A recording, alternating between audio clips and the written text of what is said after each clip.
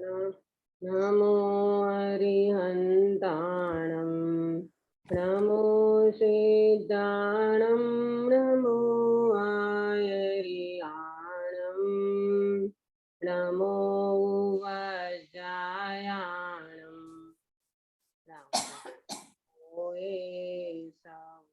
सवसाहु। આજે હું કરું છું મંગલાચરણ. આપણે 24 સુધી લેવું છે.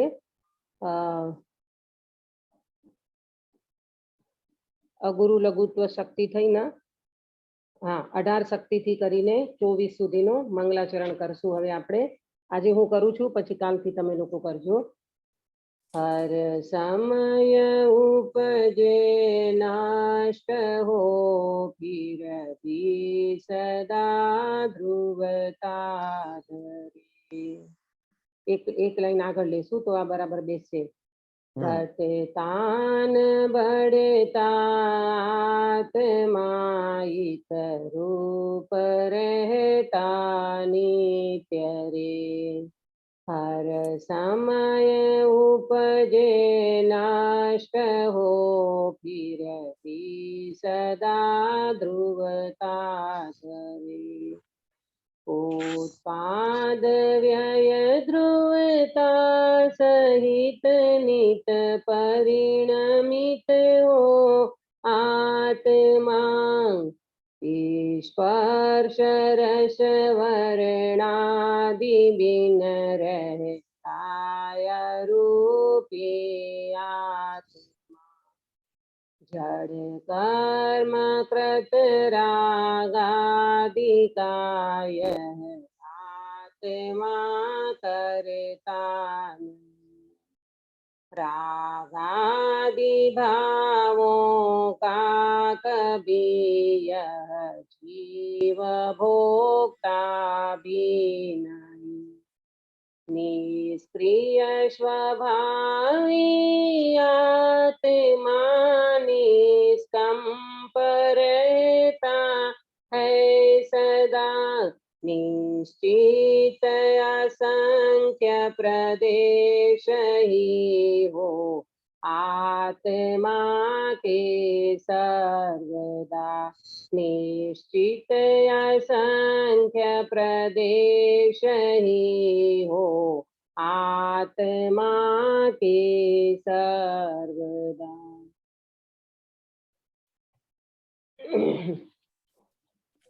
सुबह मंगल प्रभात की मंगल वेला में हमारी चर्चा चल रही है विगत शक्तियों की, कि कैसे हमारे अंदर में ये शक्तियां पड़ी हुई है और इन शक्तियों का एहसास भी ये जीव कैसे कर सकता है।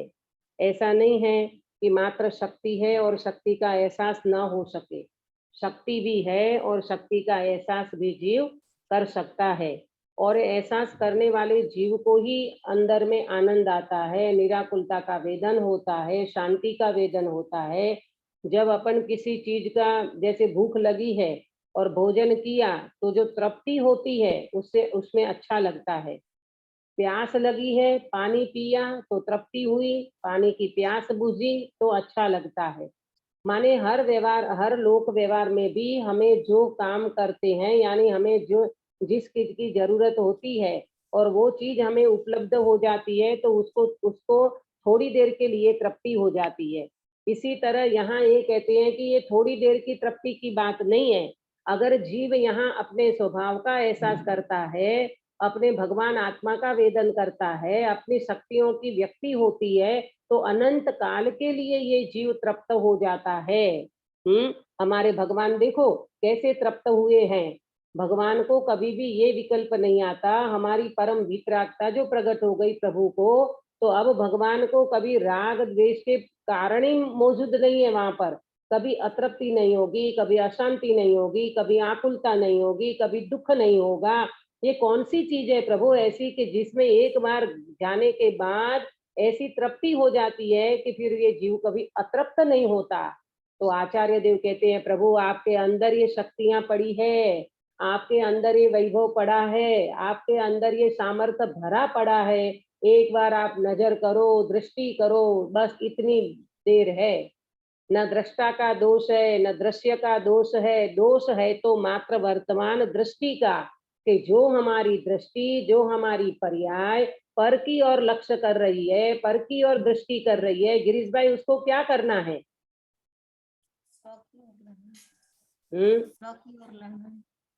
आवाज नहीं आ रही आपकी।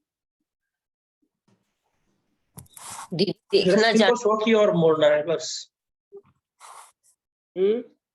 पर की और दृष्टि करने वाली दृष्टि मात्र बदलना है, वस्तु को नहीं बदलना है, निमित्त को नहीं बदलना है, स्वभाव को भी नहीं बदलना है, संयोग को भी नहीं बदलना है, मात्र दृष्टि बदलने की बात है। और ये दृष्टि जब स्वभाव के ऊपर पड़ती है, युगल जी बाबूजी इसके लिए दृष्टांत देते थे, बहुत प्यारा दृष्टांत था उनका, कि किसी के घर में हीरे की अंगूठी खो गई।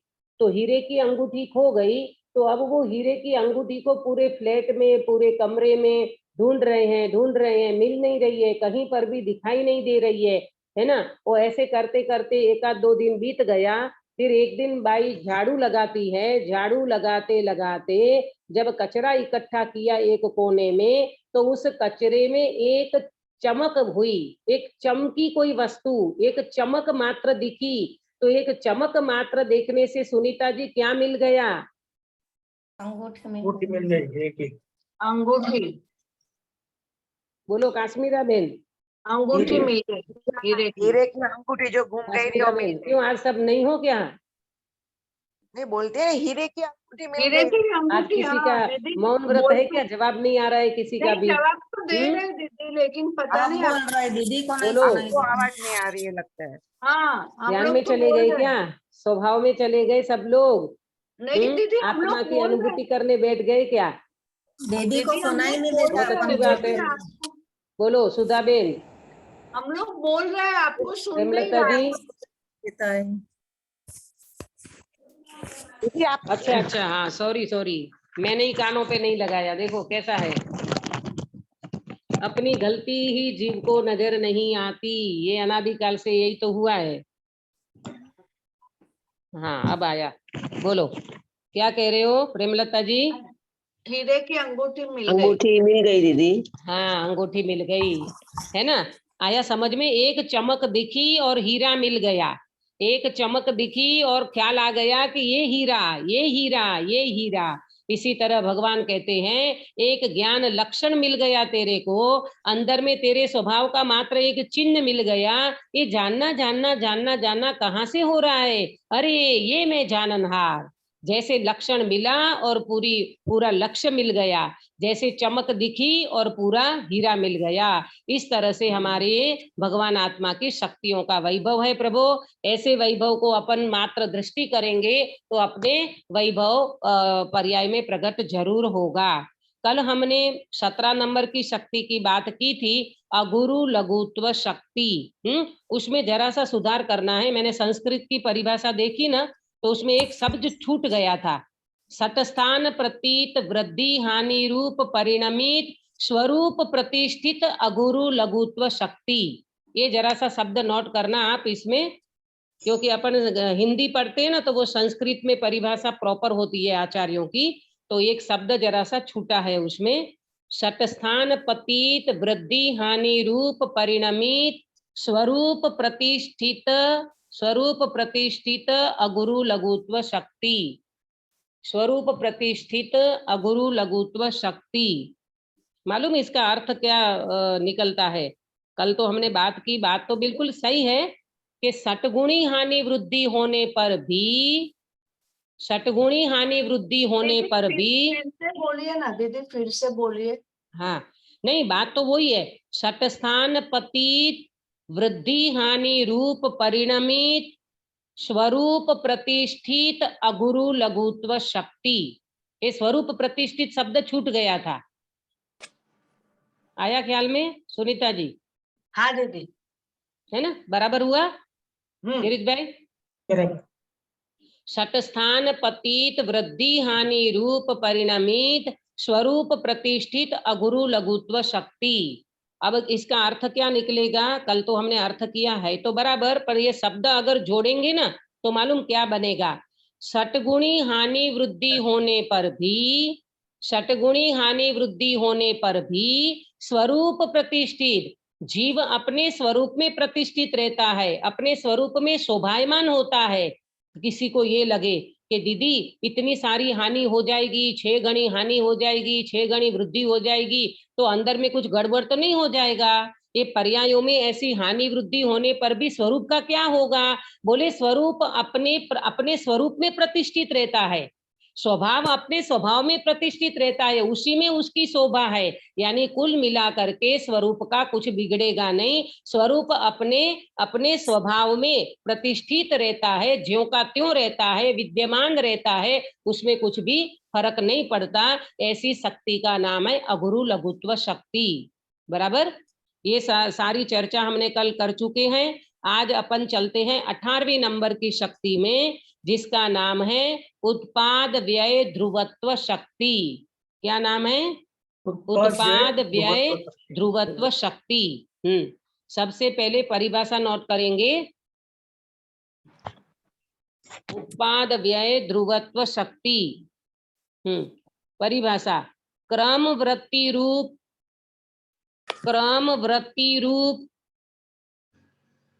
और अक्रम वृत्ति रूप जिसका लक्षण है। क्रम वृत्ति रूप और अक्रम वृत्ति रूप जिसका लक्षण है, ऐसी उत्पाद व्यय ध्रुवत्व शक्ति। क्या बोला?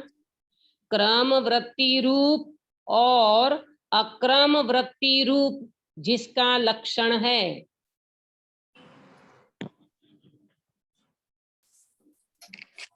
क्रम वृत्ति रूप और अक्रम वृत्ति रूप जिसका लक्षण है, ऐसी उत्पाद व्यय ध्रुवत्व शक्ति।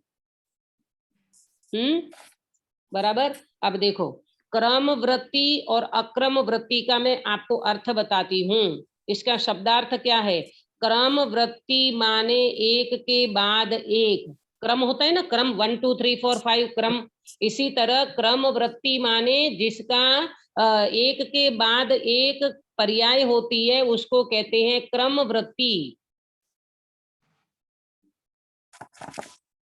क्रम वृत्ति माने एक के बाद एक पर्याय होती है, उसको कहते हैं क्रम वृत्ति। वृत्ति माने परिणमन, परिणति, परिणमन। क्रम वृत्ति रूप और अक्रम वृत्ति रूप जिसका लक्षण है। क्रम वृत्ति रूप माने एक के बाद एक पर्याय होती है, वो हो गया क्रम वृत्ति। और अक्रम वृत्ति माने एक साथ त्रिकाल वर्तते हैं। जो गुण होते हैं ना, गुण आत्मा में शक्ति होती है, गुण होते हैं, वो एक साथ त्रिकाल वर्तते हैं। इसका मतलब गुण अक्रम रहते हैं और पर्याय क्रम से होती है। बराबर?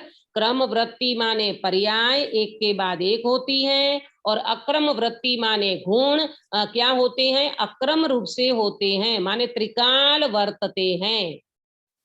काश्मीरा बेन, ख्याल में आया आपको? जी दीदी। बराबर? क्रमवर्ती क्या होती है और अक्रमवर्ती क्या होता है? क्रमवर्ती मतलब एक के बाद एक पर्याय होती है, और अक्रमवर्ती वो एक साथ त्रिकाल वर्ते जो गुण होते हैं। हाँ, गुण होते हैं, शक्तियां होती है। यहाँ गुण की बात करते हैं। गुण जो होते हैं वो एक साथ त्रिकाल वर्तते हैं। गुण में कभी क्रम नहीं पड़ता है ना, पर्याय में क्रम पड़ता है। पर्याय हमेशा एक के बाद एक होती है, पर्याय में क्रम हमेशा पड़ता है। बराबर? क्रमवर्ती यानी एक के बाद एक, और अक्रमवर्ती माने गुण एक साथ होते हैं। अब अपन क्या शक्ति, कौन सी शक्ति चालू की आज अपने? उत्पाद व्यय ध्रुवत्व शक्ति। उत्पाद व्यय ध्रुवत्व शक्ति। अब उत्पाद व्यय और ध्रुव, इसका मीनिंग अपन समझे। उत्पाद माने प्रकट होना, उत्पन्न होना। उत्पाद का मीनिंग उत्पन्न होना, प्रकट होना। व्यय माने नाश होना, और ध्रुव माने स्थित रहना, एज इट इज रहना, स्थित रहना।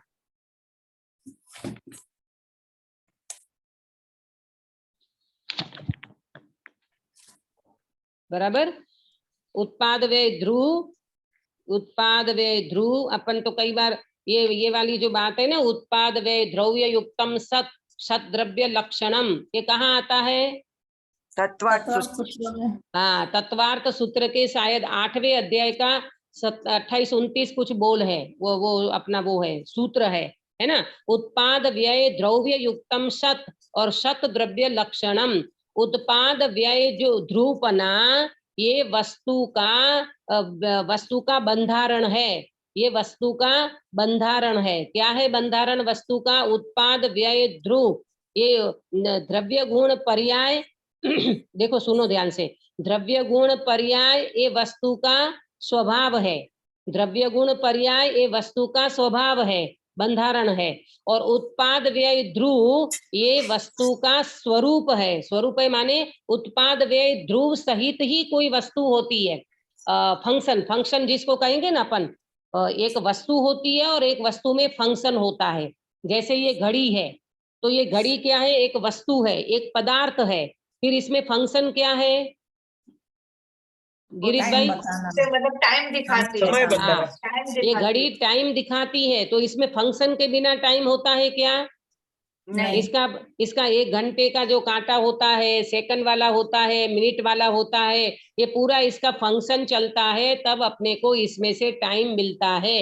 इसी तरह अपने अंदर में वस्तु है द्रव्य गुण पर्याय सहित, वस्तु है द्रव्य गुण पर्याय सहित, और इसका फंक्शन क्या है? उत्पाद व्यय ध्रुव, ये इसका फंक्शन है। फंक्शन समझे? उत्पाद व्यय ध्रुव इसका स्वरूप है। फंक्शन माने उसका स्वरूप है इस प्रकार का। वस्तु कैसी है और वस्तु का स्वरूप कैसा है, वस्तु का फंक्शन कैसा है, ये दोनों बातें अपने को समझना होगा। तो वस्तु है द्रव्य गुण पर्याय सहित, वस्तु में क्या है? द्रव्य गुण पर्याय, और ये द्रव्य गुण पर्याय में क्या होता है? उसमें फंक्शन होता है, उसमें उसका स्वरूप होता है, जिसको कहते हैं उत्पाद व्यय ध्रुव। बराबर। उत्पाद व्यय द्रव्य युक्तम सत और सत द्रव्य लक्षणम। हाँ, सत द्रव्य लक्षणम। अब मुझे ये बताना, एक सत द्रव्य लक्षणम जो कहा, वो सत द्रव्य लक्षणम कितने द्रव्यों में होता है? सत द्रव्य का लक्षण है वो कितने द्रव्यों में होता है सुधा बेन? दीदी 5 काल द्रव्य को छोड़कर बाकी 5 द्रव्यों में। अच्छा, आपका ये कहना है कि काल द्रव्य को छोड़कर ये सत द्रव्य 5 द्रव्यों में होता है। बोलो जागृति बेन, आपका क्या कहना है?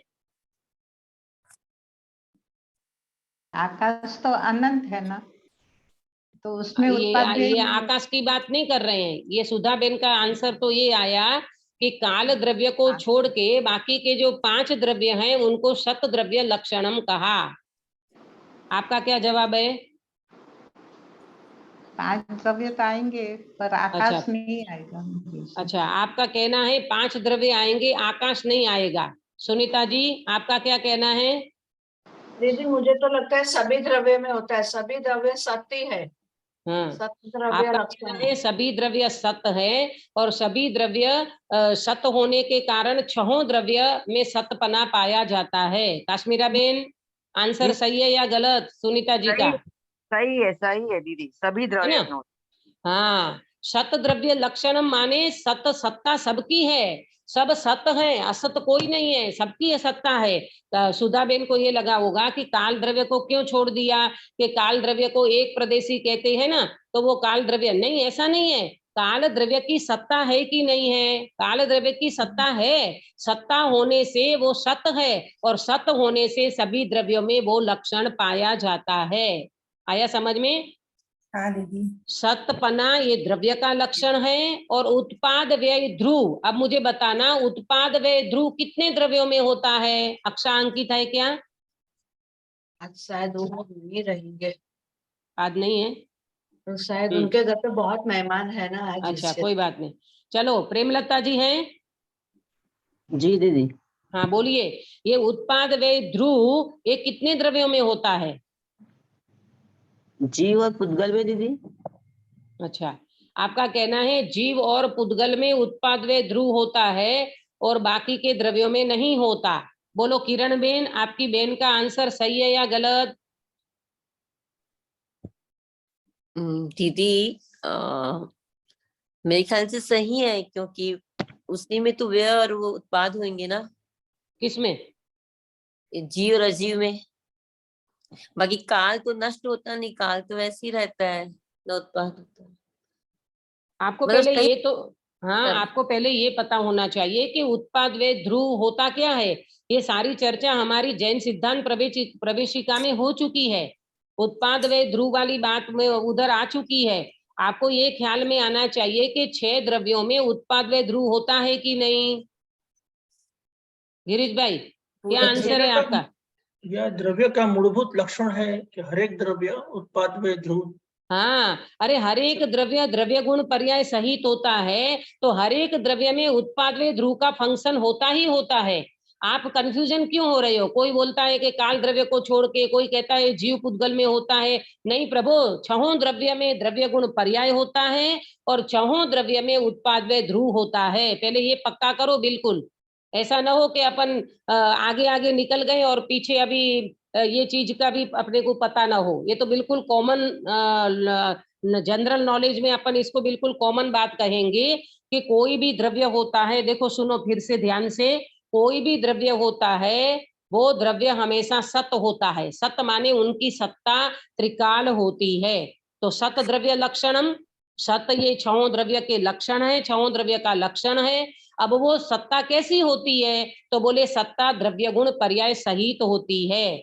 हर कोई द्रव्य में द्रव्य गुण पर्याय होता ही होता है। अगर द्रव्य गुण पर्याय ना हो तो वो वस्तु कैसे कही जाएगी? अगर शक्कर में मिठास ना हो तो शक्कर कहा जाएगा क्या? उसको नहीं कहा जाएगा। तो हर द्रव्य द्रव्य गुण पर्याय सहित होता है और उसका फंक्शन होता है उत्पाद व्यय द्रव्य युक्तम सत। उत्पाद व्यय और द्रव्यपना, उत्पाद व्यय और ध्रुवपना, ये इसका फंक्शन है, इसका स्वरूप है ना। तो 6 द्रव्य में होता है द्रव्य गुण पर्याय, 6 द्रव्य की सत्ता होती है तो शत द्रव्य होता है और 6 द्रव्य में उत्पाद व्यय ध्रुवपना होता है। आया जागृति बेन आपको समझ में? सुधा बेन, हाँ दीदी, है ना? हाँ बराबर। चलो, ये बात आपके दिमाग में बिल्कुल क्लियर रखना। प्रेमलता जी, किरण बेन, ख्याल में आया? जी दीदी। हाँ दीदी थोड़ा सा एग्जांपल से बताइए ना, जैसे कि हाँ, जी देखो जी देखो मैं एग्जाम्पल से बताती हूँ। जैसे जैसे सोना है, तो सोने नाम की इस जगत में कोई वस्तु है कि नहीं? है ना? सोने नाम की जगत में इस वस्तु है, तो ये हो गया सत्ता, ये हो गया सत। सोना सोना है, ये हो गया सत द्रव्य लक्षणम। सोने नाम का द्रव्य इस जगत में है तो सत उसका लक्षण, सत द्रव्य लक्षणम, तो उनकी सत्ता है। बराबर। अब उस वो जो सोना है उसमें द्रव्य गुण पर्याय है कि नहीं? है। हाँ, कैसे बताओगे आप? उसमें द्रव्य क्या है, गुण क्या है और पर्याय क्या है? द्रव्य सोना जो खुद है, जो सोना खुद है वो द्रव्य है और उसका जो गुण है वो उसका पीलापन है। हाँ, और वो उसकी पर्याय मतलब जैसे कंगन या चेन या बुट्टी, अंगूठी बुट्टी जो भी पर्याय बनाते है। हैं। ये हाँ सब बराबर। उसकी पर्याय है। बहुत आंसर जवाब प्रॉपर दिया आपने कि सोने नाम का द्रव्य होता है, सोने में पिलास नाम का गुण होता है और चेन, कंगन, बुट्टी, अंगूठी ये उसकी पर्याय है। बराबर प्रेमलता जी, एग्जाम्पल समझ में आया? ये तो समझ में आया नहीं, धर्म अधर्म को कैसे समझेंगे? धर्म अधर्म भी, धर्म अधर्म भी धर्म अधर्म में भी उसका द्रव्य गुण पर्याय होता है। धर्मास्ति का नाम का द्रव्य है और धर्मास्ति में अवर्ण, अगंध, अरस, अस्पर्श ये उसके गुण है, अरूपी उसका गुण है और पर्याय है उसकी जीव और पुद्गल को चलने में, गमन करने में सहाय होता है, वो उसका लक्षण, उसकी पर्याय है। और उनकी खुद की पर्याय जो है वो तो है ही, क्योंकि क्योंकि इसमें ना धर्मास्तिका आदि में विशेष पर्याय जीव पुद्गल के साथ ही उसको मिलेगी। ऐसे जनरल पर्याय उसकी ऐसी नहीं होती, उसमें सामान्य पर्याय ही होती है और विशेष पर्याय जो होती है वो विशेष पर्याय उनकी जीव और पुद्गल को गमन करने में जो चलने में जो निमित्त बनता है उसको कहते हैं धर्मास्तिकाय। आया समझ में? हर कोई द्रव्य में द्रव्य गुण पर्याय बिना का कोई द्रव्य नहीं होता विश्व में। एक परमाणु होता है ना, सिंगल परमाणु भी द्रव्य गुण पर्याय सहित ही होता है। आया समझ में प्रेमलता जी? जी। धर्मास्तिकाय भी द्रव्य है ना, तो धर्मास्तिकाय खुद द्रव्य है, धर्मास्तिकाय में अनंत गुण है और धर्मास्तिकाय की पर्याय भी है। समय समय परिणमन होता रहता है ना, धर्मास्तिकाय में भी परिणमन है, परिणमन उसकी पर्याय है। और यहाँ से कहो तो जीव पुद्गल को चलने में जो निमित्त बनता है वो भी उसकी पर्याय है। तो इस तरह से हर द्रव्य में द्रव्य गुण पर्याय, उत्पाद व्यय ध्रुव और शत द्रव्य लक्षणम हर द्रव्य में मिलेगा। बराबर? एग्जाम्पल भी आपको इन्हें सोने का दे दिया। इसी तरह से बहुत सारे आप एग्जाम्पल इसमें लगा सकते हो। मिट्टी है, मिट्टी का घड़ा, मिट्टी है, मिट्टी द्रव्य है, और मिट्टी की ठंडक कहो, कलर कहो, वो उसका गुण है। और मिट्टी में उत्पाद व्ययपना होता है, तो घड़ा फूट गया तो फिर कुमार ने घड़े वो जो ठीकरा बन गया, और वो आगे जाके उस मिट्टी में से उनने क्या बनाया, घड़ा फूट गया तो वही मिट्टी बन गई। फिर कालांतर में फिर वो मिट्टी में से दूसरा कुछ बन गया, है ना, दीपक बन गया, झारी बन गया, कुंजा बन गया, और भी कुछ बन गया। तो कहने का मतलब ये है कि द्रव्य होता है, उत्पाद व्यय ध्रुव सहित होता है, द्रव्य गुण पर्याय सहित होता है, और शत द्रव्य उसका लक्षण होता है। ये आप बात बिल्कुल ध्यान में रखना। बराबर? आगे बढ़े। उत्पाद व्यय द्रव्य युक्तम सत, ये तीन कहा जाता है, तो तीन है वास्तव में कि एक है? एक ही है, गिरीश भाई? एक ही द्रव्य में एक ही तीनों द्रव्य है। एक ही हाँ, द्रव्य में वो होता एक है ही द्रव्य उत्पाद है। व्यय ध्रुव। माने उत्पाद व्यय द्रव्य युक्तम सत जो कहा, तो वो तीन नहीं है, वो एक ही है। एक ही है का मतलब एक वस्तु है, और वस्तु में उत्पाद व्ययपना होता है, वो पर्याय कही जाती है। और जो ध्रुवपना होता है वो रहने वाला, एज इट इज रहने वाला, त्रिकाल रहने वाला, उसको कहते हैं ध्रुव। बराबर? उत्पाद व्यय ये पर्याय का लक्षण है, और ध्रुवपने रहना वो त्रिकाली का लक्षण है।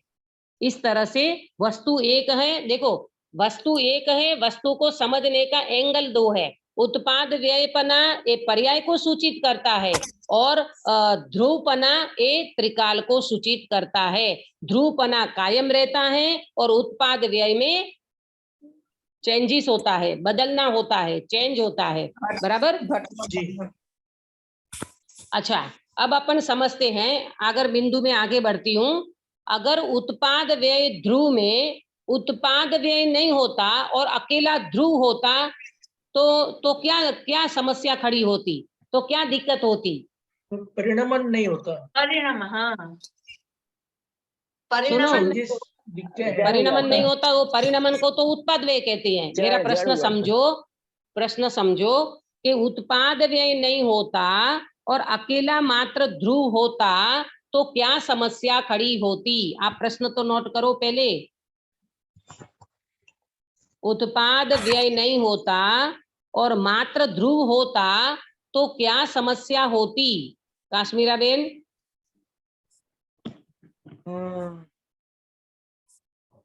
तो दीदी मतलब उसकी पहचान कैसे होती ना, ध्रुव ऐसा ही रहता तो फिर जड़ जैसा ही कहा जाता ना, अगर उत्पाद व्यय नहीं होता। दीदी बराबर समझाने को नहीं आ रहा है, कैसे समझ। हाँ, गिरीश भाई आप बोलो। गिरीश भाई बोल रहे हैं। तो हाँ? द्रव्य जो है वो स्थिर रहता, कुछ भी उसमें चेंजेस नहीं होते, और माने जड़ जैसा हो जाता। जड़ जैसा हो जाता है। बोलो सुनीता जी। हाँ दीदी, मतलब वही कि वो उसका परिणमन रुक जाएगा, और उसकी मतलब उसकी सत्ता नहीं पता चलेगी। ऐसे उत्पाद व्यय नहीं रहेगा तो वो ध्रुव की जो सत्ता है वो कैसे पता चलेगी? अच्छा, आपका क्या कहना है सुधा बेन? वही जो अभी काश्मीरा बेन बोले। अच्छा, काश्मीरा बेन बोला, सुनीता जी ने बोला, प्रेमलता जी आपका क्या कहना है? दीदी कुटस्थ हो जाता है क्या, जड़ रूप हो जाता? अरे प्रभु, आप ये समझो, उत्पाद व्यय नहीं होता तो बंध मोक्ष कहाँ सिद्ध होगा?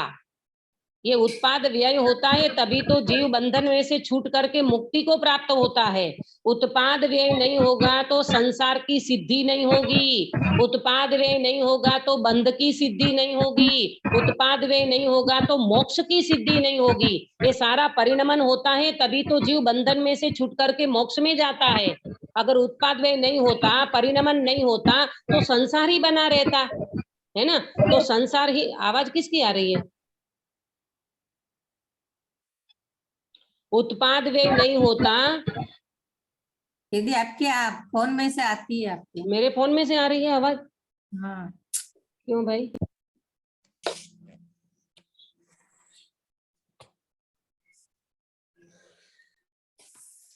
अब देखो, है ना, है ना, समझ में आया? उत्पाद व्यय नहीं होता, उत्पाद व्यय नहीं होता तो ये जो परिणमन हो रहा है, ये परिणमन में जो अपने भाव बदलते। हाँ, आपके वहाँ कोई बर्तन विर्तन हो रहे हैं क्या? उसकी क्या हो रहा है? काश्मीरा बेन, हाँ कुछ आपके यहाँ कुछ आजू बाजू दूसरी आवाज हो रही है? मैं बारी बंद कर दूं, बाहर का रोड का आवाज आ रहा है हाँ क्या? हाँ मैंने जिसको जब बोलना होगा तभी वो अनम्यूट करे, नहीं तो म्यूट ही रखे, तो सबसे अच्छा होगा।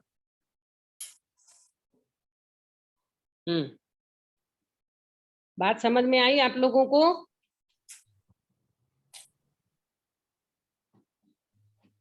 हाँ दीदी आई आई, बराबर है। हाँ दीदी, लेकिन फिर आंसर क्या लिखे? आंसर क्या लिखे? आंसर ये लिखो, उत्पाद व्यय नहीं होता तो संसार की सिद्धि नहीं होगी।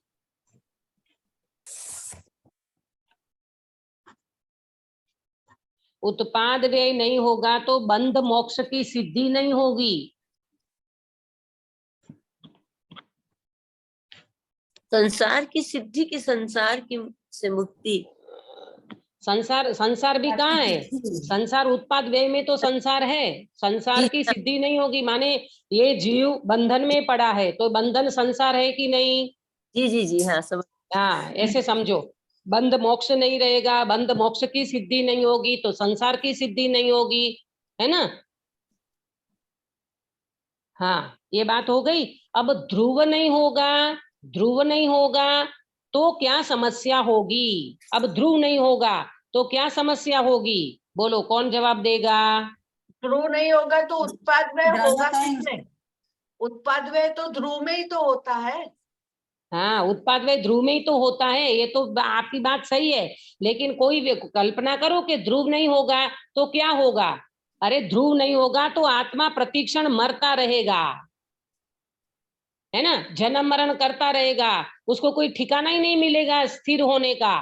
तो ध्रुव नहीं होगा तो प्रतिक्षण ये जीव मरता रहेगा। कोई वस्तु ध्रुव नहीं रहेगी तो होगा क्या? जन्म मरण करता रहेगा बेचारा, उसको ध्रुव मिला ही नहीं, स्वभाव मिला ही नहीं। तो ध्रुव नहीं रहेगा तो आत्मा प्रतिक्षण मरता रहेगा, क्योंकि आत्मा ध्रुव रहेगा ही नहीं, है ना। जैसे सिद्ध भगवान आज सिद्धालय में स्थिर हो गए। हाँ दीदी, लेकिन वो मरना जीवना तो खाली जीव द्रव्य में होता है, लेकिन बाकी हाँ। सब द्रव्य में तो उत्पाद व्यय हाँ, हो तो हाँ, परिणाम बहुत के बढ़िया। हिसाब से होता है। आपने तो ये फिर कहा, आपने ये कहा कि ये तो मात्र जीव में घटित होगा, है ना, जीव में घटित होगा, और बाकी द्रव्य में क्या होगा?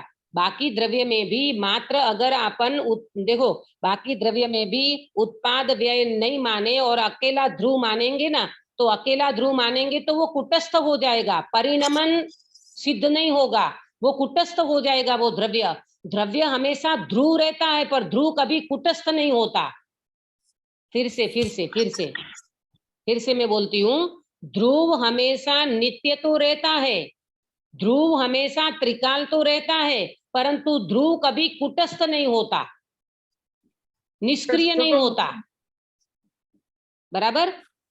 ये तो जीव के लिए आपने कहा कि वो प्रतिक्षण मरता रहेगा, है, लेकिन दूसरा आंसर इसका ये है कि अकेले ध्रुव को मानेंगे, अकेले ध्रुव को मानेंगे और ध्रुव ऐसा कुटस्थ नहीं है, ऐसा निष्क्रिय नहीं है। अकेला ध्रुव होगा और उत्पाद व्यय नहीं होगा तो अकेला, पहले क्या बोला, उत्पाद व्यय नहीं होगा और अकेला ध्रुव होगा तो बंध मोक्ष की सिद्धि नहीं होगी, संसार की सिद्धि नहीं होगी। अब ये कह रहे हैं अकेला ध्रुव हो और उत्पाद व्यय नहीं होगा तो क्या होगा? जैसे दीदी जैसे सोना है और सोना में से अपन उनका कोई मतलब ज्वेलरी ना बना है तो सोना सोने की जैसे ही रहेगा, उसका कुछ होगा ही नहीं। लेकिन मालूम वो सोने का आप आनंद नहीं उठा पाओगे, आनंद हाँ, नहीं मतलब उठा पाओगे। लगड़ी पहन के कोई जाता है क्या बाजार में? वो आप कहीं जाते हो क्या? अरे वो सोने का भी उत्पाद व्यय पना होता है, तब उसको पहनने का मजा आता है, उसमें सक्रिय पना होता है, उसमें कुछ एक्टिविटी होती है, तब उस चीज का मजा आता है। अकेला ध्रुव होगा तो भी नहीं चलेगा, अकेला उत्पाद व्यय होगा तो भी नहीं चलेगा।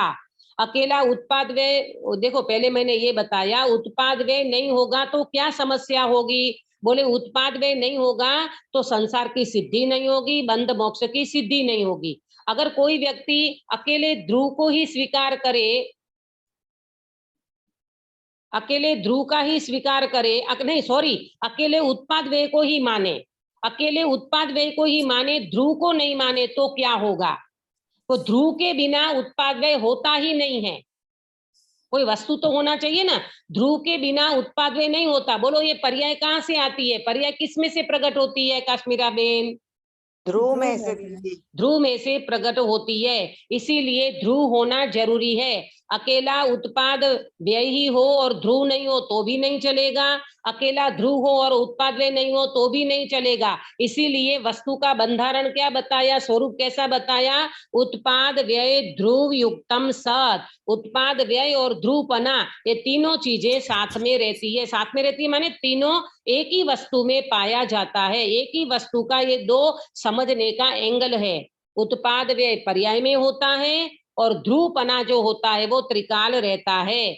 ध्रुव में से पर्याय प्रकट होती है और पर्याय में उत्पाद व्ययपना होता है। ख्याल में आया? हाँ दीदी, लेकिन फिर ध्रुव ही नहीं रहेगा तो हम लोग ऐसे कैसे बोल सकते हैं कि वो प्रतिक्षण मरता ही रहेगा, क्योंकि ध्रुव है ही नहीं तो वो मरेगा कैसे करके? हाँ ऐसा नहीं, वो तो ऐसा एक बताया समझ नहीं आ रहा है। नहीं। सुनो सुनीता जी, ये तो कल्पना ऐसी करी है कि अगर ध्रुव नहीं रहेगा और मात्र उत्पाद व्यय होता रहेगा, तो बात तो आपकी ये सच्ची है कि ध्रुव के बिना उत्पाद व्यय होता ही नहीं है। लेकिन कोई हाँ। कल्पना करे कि ध्रुव के बिना ही उत्पाद व्यय होता रहे तो वो प्रतिक्षण मरता रहेगा और क्या होगा। लेकिन बात ऐसी है कि ध्रुव के बिना उत्पाद व्यय होता ही नहीं है। होता ही नहीं है। वस्तु है तो वस्तु में से ही पर्याय होती है और पर्याय में उत्पाद व्ययपना होता है। होता है। बराबर? ठीक है। बंधारण मतलब दीदी? बंधारण क्या बोलते, स्ट्रक्चर बोलोगे गिरीश भाई? बंधारण माने स्ट्रक्चर। स्ट्रक्चर, वस्तु का स्ट्रक्चर।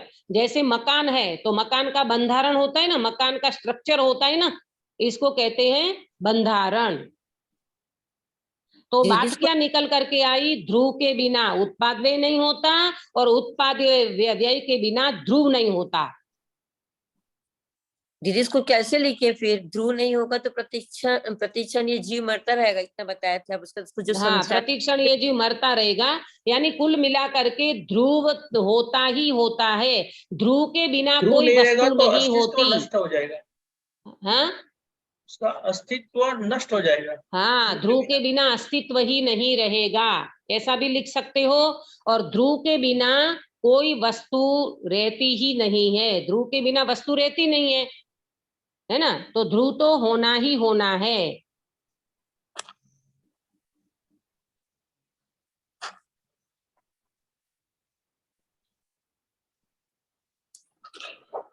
अब आगे बढ़ते हैं। आगे बढ़ते हैं कि ये जो पर्याय में क्रमवर्ती पना कहा, अब सुनना ध्यान से आगे की चर्चा। पर्याय में क्रम होता है और पर्याय में क्रम होता है और गुण अक्रम रूप से रहते हैं। बराबर? तो बात तो बराबर है कि गुण जो है उसमें कोई क्रम नहीं है, पर्याय में क्रम होता है। तो ये ज्ञानी और अज्ञानी दोनों की पर्याय में क्रम होता है कि अकेली ज्ञानी की पर्याय में क्रम होगा और अज्ञानी में नहीं होगा? दोनों के दोनों पर्याय में होगा में, दीदी। दोनों के पर्याय में, होगा। ज्ञानी अज्ञानी। बराबर।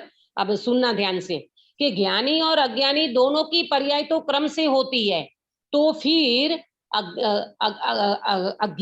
अज्ञानी को मलिन पर्याय होती है और ज्ञानी को निर्मल पर्याय होती है, शुद्ध पर्याय होती है, ऐसा क्यों? प्रश्न समझ में आया? ज्ञानी के आत्मा के लक्ष्य होती है ना, वो पर्याय शुद्ध होती है। पहले प्रश्न समझो। प्रश्न क्या पूछा? ज्ञानी और अज्ञानी दोनों की पर्याय क्रम से होती है, तो फिर अज्ञानी की पर्याय मलिन होती है और ज्ञानी की पर्याय निर्मल होती है, ऐसा क्यों? प्रश्न समझ में आया सुनीता जी? हाँ दीदी, क्योंकि अज्ञानी की पर्याय मलिन क्यों होती है? क्योंकि वो मिथ्यात्व में जी रहा है, मतलब वो मिथ्यात्व खोज रहा है, और जो ज्ञानी है वो अपने आत्मा का आनंद भोग रहा है करके, इसके लिए। बराबर। हाँ हाँ, ठीक है, आपका आंसर सही है। काश्मीरा बेन, आप क्या कह रहे हो?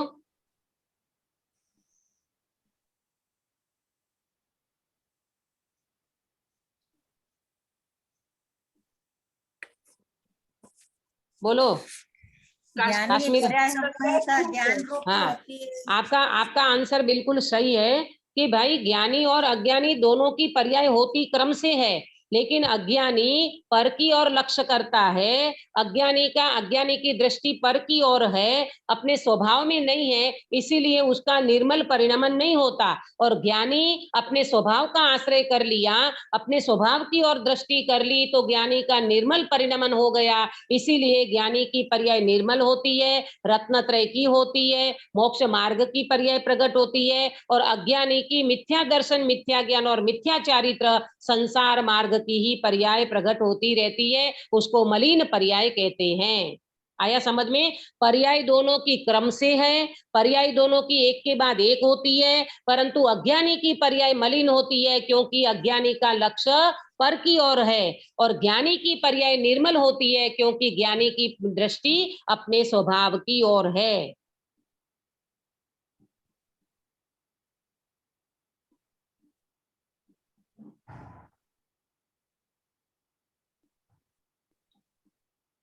बराबर? आंसर आया सभी को? नोट करा? हाँ। अज्ञानी की दृष्टि पर की ओर होने से मलिन होती है पर्याय, और ज्ञानी की दृष्टि अपने स्वभाव की ओर होने से उनकी पर्याय निर्मल होती है। बराबर? आगे बढ़े। अंतिम आज का पॉइंट है, समय भी होने जा रहा है। अच्छा, अब ये उत्पाद व ध्रुव जो होता है, उत्पाद व ध्रुव जो होता है, वो वास्तव में किसी की अपेक्षा से होता है कि बिना अपेक्षा से, निरपेक्षता से ये उत्पाद व ध्रुव का फंक्शन चलता है? निरपेक्षता से। निरपेक्षता से, बराबर। तो उसमें निमित्त और राग के कारण कोई भी पर्याय का उत्पाद नहीं होता। कोई ये कहे कि ये पर्याय प्रकट हुई, जैसे सुनो, जैसे मेरे में सम्यक दर्शन प्रकट हुआ, मेरे में सम्यक दर्शन रूपी पर्याय प्रकट हुई, तो ये सम्यक दर्शन रूपी पर्याय किसके निमित्त से हुई और किसके राग से, माने किसकी ओर दृष्टि करने से हुई? बोलो। अपनी ओर दृष्टि करने से हुई, और है ना? अपनी ओर दृष्टि करना, इसमें तो कोई दोहरा ही नहीं है, मतलब पर की पराधीनता नहीं है। तो यहाँ ये कह रहे हैं आचार्य देव कि कोई भी पर्याय प्रकट होती है, उसमें निमित्त और राग का कोई कारण नहीं है।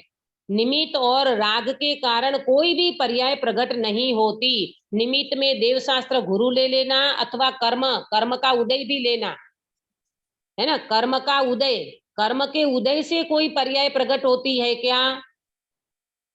नहीं। है ना? देखो, जैसे अर्यंत भगवान को केवल ज्ञान प्रकट हुआ, एग्जाम्पल, अर्यंत भगवान को केवल ज्ञान प्रकट हुआ, तो ये केवल ज्ञान घाती कर्म के अभाव से हुआ कि नहीं? जी। हेमलता जी, किरण बेन, वो तो जी, घाती कर्म घाती का वो का तो भाव हुआ निमित्त है, तो स्व का लक्ष्य है, तब हुआ ना केवल ज्ञान। हाँ, वो तो मात्र निमित्त व्यवहार से कहलाता है, वास्तविकता नहीं है। वास्तविकता नहीं है वो पर्याय का प्रकट होने का। अरियंत भगवान को जो केवल ज्ञान रूपी पर्याय प्रकट हुई है, तो वो घाती कर्म को जो निमित्त कहा जाता है वो तो बहुत उपचार की बात है। वास्तव में निमित्त तो उनको अंदर में अपनी क्या बोलते हैं उसको, घाती कर्म का जो क्षय हुआ ना, तो वो घाती कर्म का जो क्षय हुआ तो वास्तव में उनकी योग्यता है, पर्यायगत योग्यता है कि पर्याय में ऐसा पुरुषार्थ प्रकट हुआ, तब उनको केवल ज्ञान हुआ है। घाती कर्म का जो निमित्त कहा जाता है वो तो मात्र उपचार से कहा जाता है। अगर जीव अपनी योग्यता को तैयार न करे तो केवल ज्ञान प्रकट नहीं होता। ख्याल में आया? तो कोई भी पर्याय निमित्त और राग के कारण उत्पन्न नहीं होती। आया समझ में? घाती कर्म का अभाव हुआ इसलिए प्रकट हुई है, ये निमित्त का कथन है, पर निमित्त से पर्याय प्रकट नहीं होती और जी, जी। राग से भी पर्याय प्रकट नहीं होती। राग जी। का कारण भी पर्याय प्रकट होने में नहीं है। राग माने क्या? देव शास्त्र गुरु के प्रति राग हो, शुभ भाव के प्रति, शुभ भाव भी एक राग है ना। अंदर में प्रशस्त राग चल रहा हो, अंदर में व्यवहार रत्न त्रय का राग चल रहा हो, अंदर में कोई स्वभाव का चिंतन चल रहा हो और उस जीव को कोई मोक्ष मार्ग की पर्याय प्रकट होवे, ऐसा नहीं होता। क्या लिखा है दीदी? उत्पाद व ध्रुव शुरू में क्वेश्चन। हाँ, उत्पाद व्यय रूपी जो पर्याय प्रकट होती है वो पर की अपेक्षा बिना ही प्रकट होती है। उसमें निमित्त और राग की कोई जरूरत नहीं है।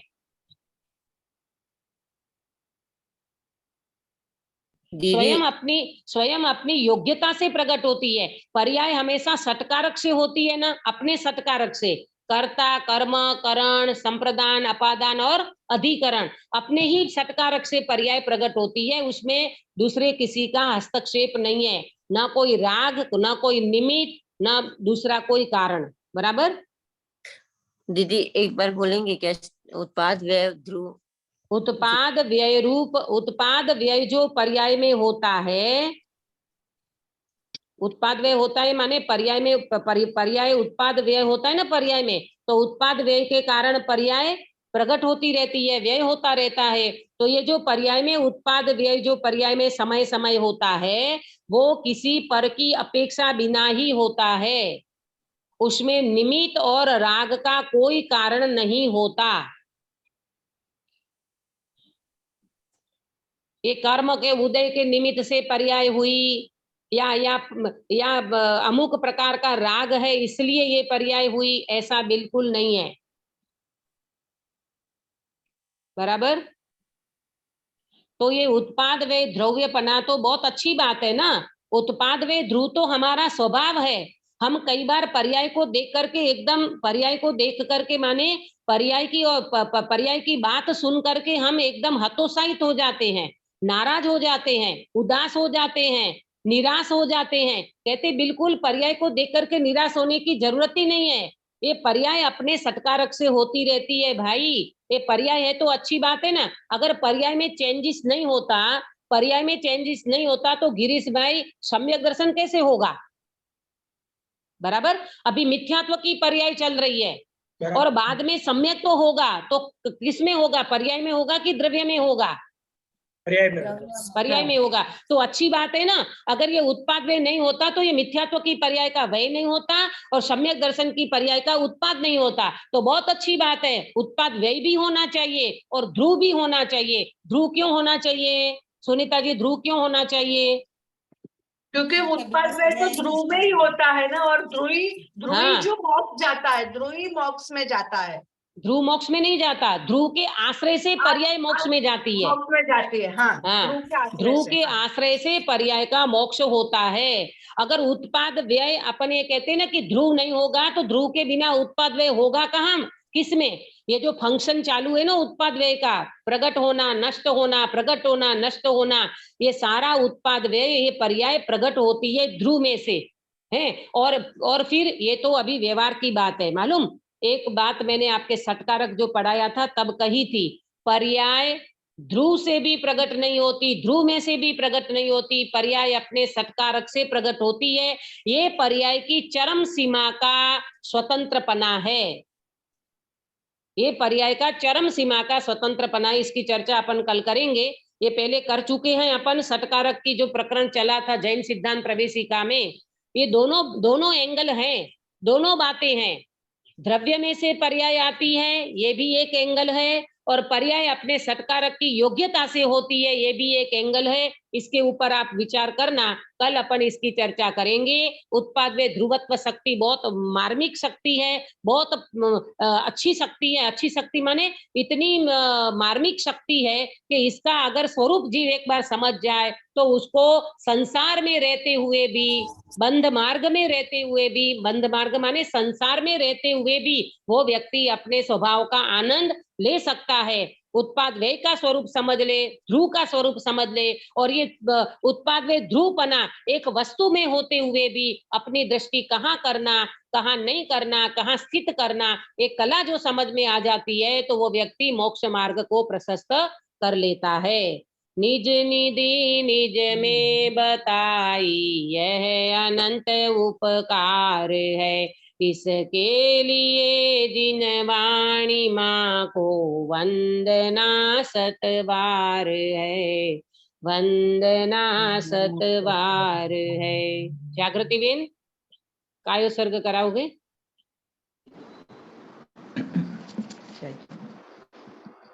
नमो अरिहंताणं नमो सिद्धाणं नमो आयर्याणं नमो वज्राणं नमो लोये सव सावणं नमो अरिहंताणं नमो सिद्धाणं नमो आयर्याणं नमो वज्राणं नमो लोये सव सावणं नमो अरिहंताणं नमो सिद्धाणं नमो आयर्याणं नमो वज्राणं नमो लोये सव सावणं नमो अरिहंताणं नमो सिद्धाणं नमो आयर्याणं नमो वज्राणं नमो लोये सव सावणं नमो अरिहंताणं नमो सिद्धाणं नमो आयर्याणं नमो वज्राणं नमो लोये सव सावणं नमो अरिहंताणं नमो सिद्धाणं नमो आयर्याणं नमो वज्राणं नमो लोये सव सावणं नमो अरिहंताणं नमो सिद्धाणं नमो आयर्याणं नमो वज्राणं नमो लोये सव सावणं नमो अरिहंताणं नमो सिद्धाणं नमो आयर्याणं नमो वज्राणं नमो लोये सव सावणं नमो अरिहंताणं नमो सिद्धाणं नमो आयर्याणं नमो वज्राणं नमो लोये सव सावणं एषो पंच नमोकारो सर्व पापनाशो मंगलाण च सवेसिं पदमं हवै मंगलम्। जय बोलो जिनेन्द्र। अंतर्मुख मुद्राधारी सर्व जिनेन्द्र भगवान की जय हो। जय हो। नित्य बोधिनी द्वादशांगमयी जिनवाणी माता की जय जय हो। हो। 3 कम 9 करोड़ सर्वे वितरागी महामुनि राजों की जय जय हो। हो। परम अहिंसामय वितरागी जैन धर्म की जय जय हो। सभी को जय जिनेन्द्र। जय जय जय जी। जिनेन्द्र।